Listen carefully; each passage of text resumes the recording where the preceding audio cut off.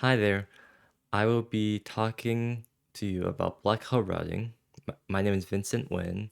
I am recording this video as part of my project for my computer security class CYBR 332-50 at Metropolitan State from my instructor Jennifer Grant. Disclaimer, this video is for educational purposes and I am not liable for any damages or consequences that occur if you do attempt to apply the knowledge you've learned from me telling you to your own life and real life network. This video is about black hole routing, which is a DDoS protection strategy that is applied to your own network or a company network to prevent attackers from attacking your main network. I will be talking about what black hole routing is. I'll be talking about why it's used. I'll be talking about how people use it, whether it be in their own life or in their own company. I'll be talking about how it works. I'll be showing you some examples of code configuration that you can do or what your ISP can do, which mainly works with consumers of internet internet networks, and a brief end summary of what everything I've talked about. Now, what is black hole routing? Black hole routing is a place where within the network there is a IP address, a random one, a static IP address that leads to nowhere. And whenever someone from outside the network sends you data packets or IP packets, they're instead sent to this static IP address, which we will codename black hole, and these packets will be then destroyed and discarded, and without telling the sender that the delivery failed. The purpose for this is that with how networks are, attackers, for example, will try to attack the main victim's network by doing a DDoS attack is what the main case for this would be. But with having a black hole set up, you can help prevent further destruction of your own network, as these data packets that these attackers are sending to your network will then be discarded into these voidless, empty IP addresses that lead to nowhere.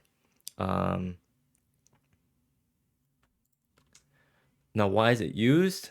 Black hole filtering is a routing technique to drive away unwanted traffic. It's within a network where it drives data from unknown senders to an address where, like I said, sends to the abyss or the quote-unquote black hole, that's our code name. Usually these black holes are located near the entry of the network, usually at the start of like the main network you own or exists, so that the data that they are trying to push through your network so that it can cause trouble and destruction to your own main network will not go through too far. Basically, it will get destroyed as soon as it enters the network, and you should be okay with trying to put your network back up, as you have this wall, this black hole wall, to prevent any further issues while trying to troubleshoot and fix your network. Why do people use it? Big companies use it in terms of protecting their own network, but mainly for us consumers like me, ISPs use it for protecting their own internet network. But for consumers like us, we are unable to actually configure these black hole stuff, as we are required to contact our ISPs to set up for us, as it's their own setup, as it's very specified on how the ISP wants you to set up the black hole configuration. Another reason why we should set this up is that if, for example, you work at home and you have confidential information on your network, having a backup plan to protect your information on your network, like a black hole, for example, like I was talking about, can help you save, not only protect your information, but also save your network in the long run.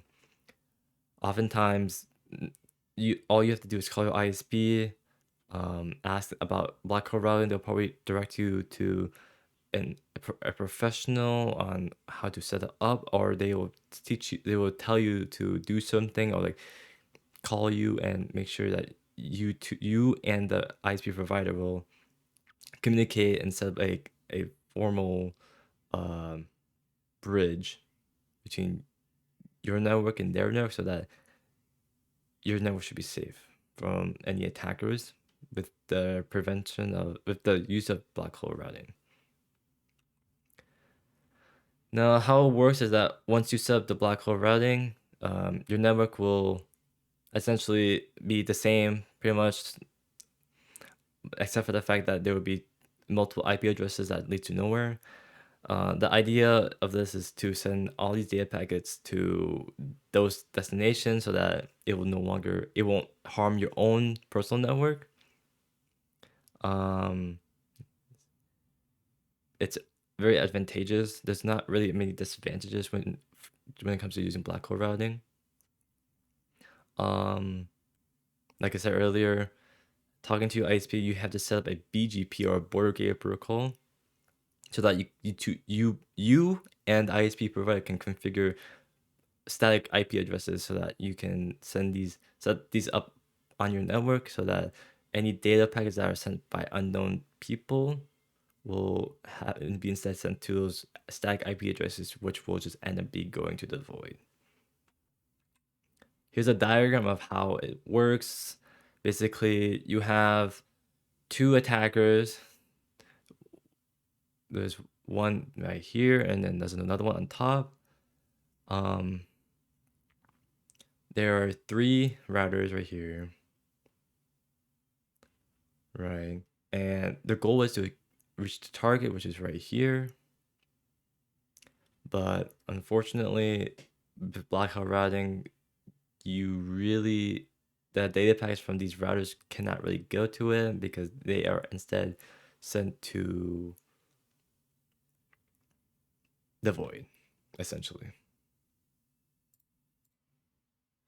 All right, so some code configuration. This is one example. Let me move my camera.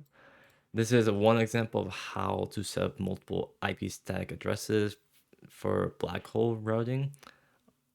Basically, they are essentially creating multiple fake IP addresses that are within your own network, setting them so that send them so that they take priority when it comes to suspicious data, and then these suspicious data will then in turn be sent to these static IP addresses instead of their own main network address. Another one is a consumer and an ISP. So here we have a consumer router configuration. You just set up your network, and then you can set up fake IP addresses so that to fake IP addresses to act as black holes. And then on the ISP side, they will set up as well, make sure that these network IP addresses are known as black hole traps, and set it up so that